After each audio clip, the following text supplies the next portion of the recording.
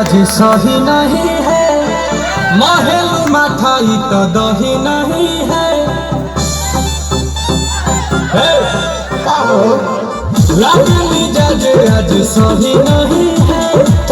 महल मठाई तो दही नहीं है।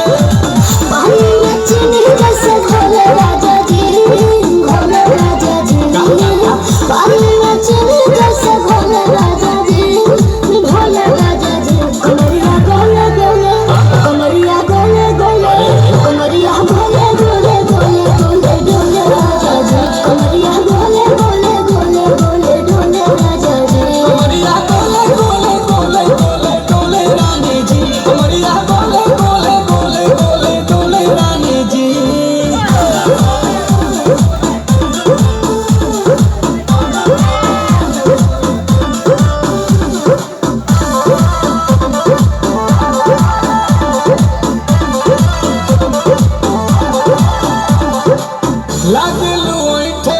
कोहरा में बैठे करे करे जा धक्का धक बहे झूठे की जाना उठे होखे हमारा तो शौक।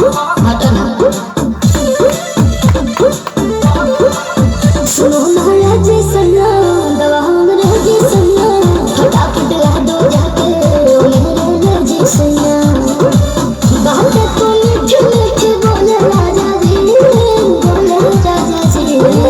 बात तो मीठी मीठी बोले राजा जी बोले राजा जी कमरिया बोले कमरिया बोले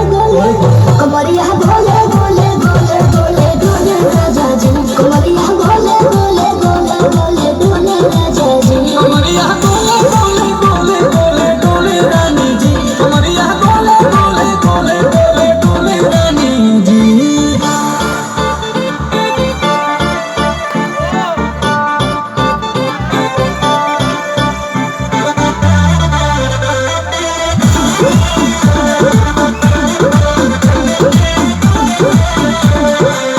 एहो हसीना इशारों के बिना सीना से जलवा के शॉट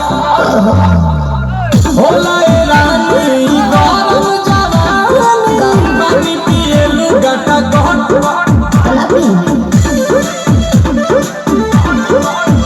या कमरे में चलो जरा सा तुम हो सीधे साधे तुम्हें पूछो पूछो हेलो होले होले राजा जी होले राजा जी होले होले राजा जी होले राजा जी कमरिया गोले गोले कमरिया गोले गोले कमरिया गोले गोले गोले गोले गोले राजा जी कमरिया गोले गोले गोले गोले गोले राजा जी कमरिया गोले